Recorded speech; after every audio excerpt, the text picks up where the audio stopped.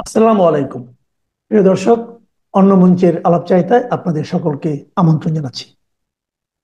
আজ আমাদের সঙ্গে আলোচনার জন্য আমন্ত্রিত অতিথি হিসেবে আছেন ডক্টর ইউনূস যখন শপথ নিলেন তখন আপাতদৃষ্টিতে সেনাবাহিনীর সঙ্গে তার সম্পর্ক খুব ভালোই মনে হচ্ছিল, কিন্তু পচা গলা ক্ষত সুটকুট দিয়ে আর কয়দিন থেকে রাখা যায়।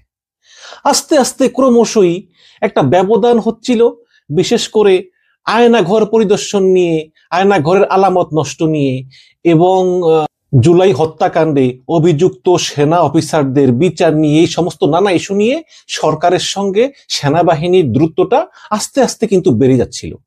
এবং তারপরে সর্বশেষ আমরা দেখলাম যে ভিপি নুরুল হক নূরের উপর আক্রমণ নিয়ে সরকার এবং সেনাবাহিনী পুরোই দুটো পার্টে চলে গেল। সেনাবাহিনী এই হামলার বিষয়ে আইএসপিআর যে বিবৃতি দিয়েছে সেখানে লিখেছে যে সরকার যেহেতু মব নিয়ন্ত্রণে বদ্ধপরিকর, কাজে এই কারণেই আমরা আমরা এই ব্যবস্থা নিয়েছি ভিপি নুরের উপরে। ওদিকে যেই সরকারের দোহাই দিল সেনাবাহিনী, সেই সরকার আবার নিন্দা জানালো। তো সরকার যেহেতু সরকারে আছে, সরকারের থেকেও তারা নিন্দা জানায়, কাজেই এই নিন্দাটা যে সেনাবাহিনীর উপর জানালো এতে কোনো সন্দেহ নেই। কাজে এখন যোজন যোজন দূরত্ব সেনাবাহিনী এবং সরকার।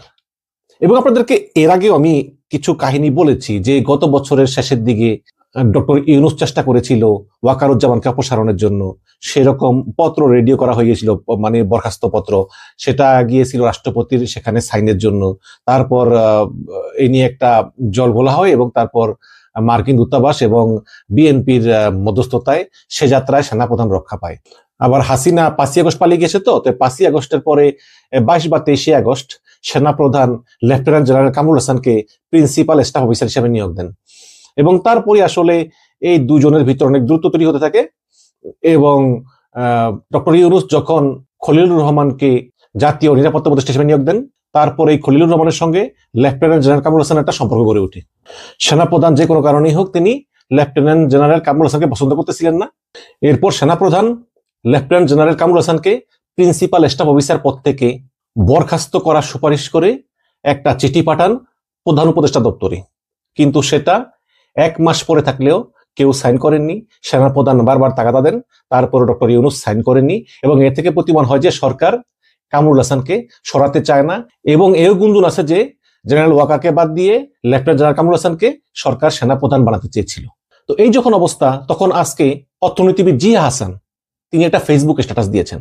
আপনারা হয়তো বলতে পারেন যে ভাই, কে ফেসবুক স্ট্যাটাসে কি লিখলো না লিখলো আপনি এটা নিয়ে ভিডিও বানান। দেখুন, আমি সবার ফেসবুক স্ট্যাটাস ফলো করি না, যারটা করি সেই অত্যন্ত বিশ্বাসযোগ্য।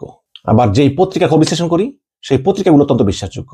কোনো আলতু ফালতু লোক একটা ফেসবুকে কিছু লিখলো আর আমি এখানে সংবাদ বানিয়ে ফেললাম, এটা না। জি হাসান ভালো অর্থনীতিবিদ, উন্নয়ন গবেষক, এবং তার কথাগুলো বিশ্বাসযোগ্য। এবং আর্মির সঙ্গে তার একটা সম্পর্ক এর আগেও ছিল। তো তিনি লিখেছেন যে বাংলাদেশ আর্মি ও সরকারের সম্পর্ক এখন অত্যন্ত খারাপ জায়গায় এসে ঠেকেছে। উভয় পক্ষের একে অপরের প্রতি ন্যূনতম আস্থাও নাই।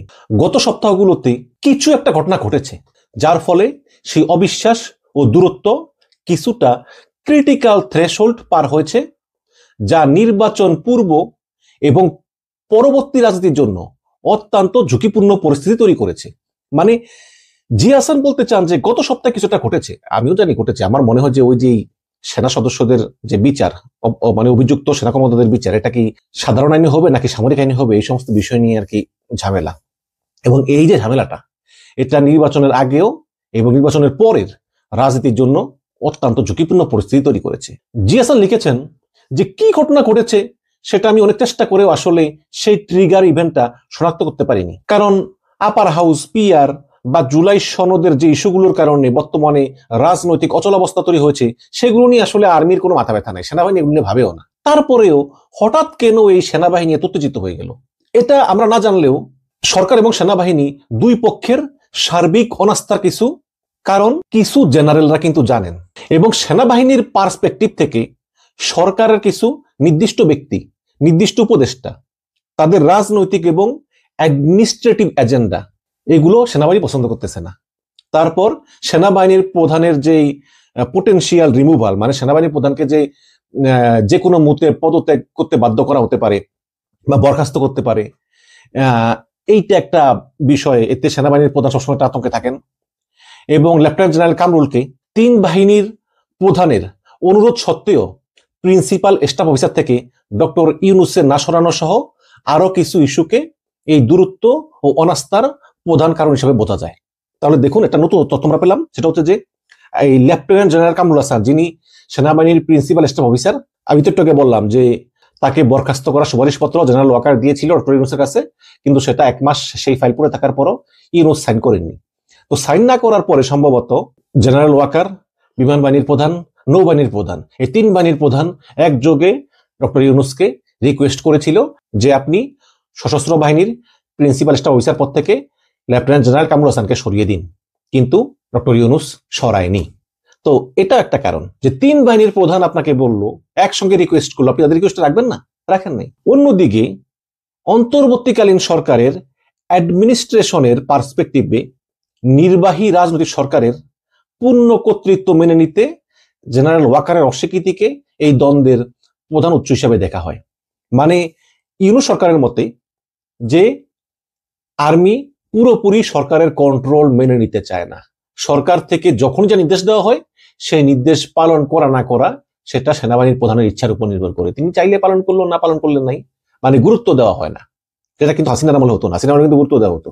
কিন্তু বিগত কয়েক সপ্তাহের যে এই এসকেলেশন, মানে এই যে অস্থিরতা, এই এক্সাক্ট ট্রিগার ইভেন্টটা কি আমরা না জানলেও সংস্কার প্রশ্নে, নির্বাচন প্রশ্নে যদি রাজনৈতিক দলগুলো কোনো সেটেলমেন্টে পৌঁছতে না পারার কারণে ফেব্রুয়ারিতে নির্বাচন না হয়, অথবা নির্বাচন প্রশ্নে অনিশ্চয়তা সৃষ্টি হয়, তাহলে এই রাজনৈতিক ঘটনাবলীতে সেনাবাহিনীর সরাসরি একটা হস্তক্ষেপ করার সুযোগ তৈরি হবে, এটা বোঝা মোটেও কঠিন নয়।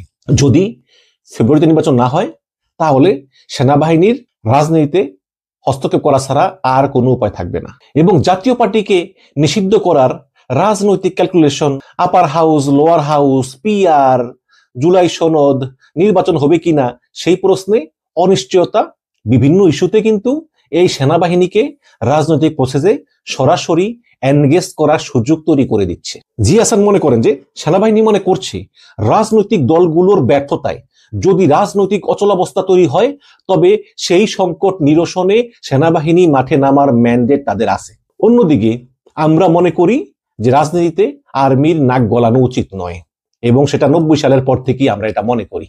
যদিও সেনাপ্রধান জেনারেল ওয়াকার তিনি এখন পর্যন্ত কোনো আলামত দেননি যে তারা রাজনীতি হস্তক্ষেপ করতে পারেন বা ক্ষমতা টেক ওভার করতে পারেন, কিন্তু ভয়টা হচ্ছে যে রাজনৈতিক সংকট যদি আরো গভীর এবং তীব্রতর হয় এবং রাজনীতিতে সেনাবাহিনীর সরাসরি হস্তক্ষেপ নিয়মিত এভাবে ঘটতে থাকে, মানে এখনো ঘটছে টুকটাক, কারণ আপনি জানেন যে সেনাবাহিনী চায় যে সব দল নির্বাচন করুক, সেনাবাহিনী চায় জাতীয় পার্টি নিষিদ্ধ না হোক ইত্যাদি, বা আপনারা জানেন যে হাসনাতকে বলেছিল সেনাবাহিনীর প্রধান যে একটা রিফাইন্ড আওয়ামী লীগ যদি আসে, যদি এভাবে হস্তক্ষেপ বাড়তে থাকে তবে 90-এর গণ আন্দোলনের পর রাজনীতি থেকে সেনাবাহিনীকে দূরে রাখার যে রাজনৈতিক সেটেলমেন্টটা হয়েছিল আওয়ামী লীগ বিএনপির ভিতরে সেটা ভেঙে যেতে পারে। এমনকি নির্বাচনের পরও আর্মির সরাসরি হস্তক্ষেপ বর্তমান সময়ের মতো স্বাভাবিক হয়ে উঠতে পারে।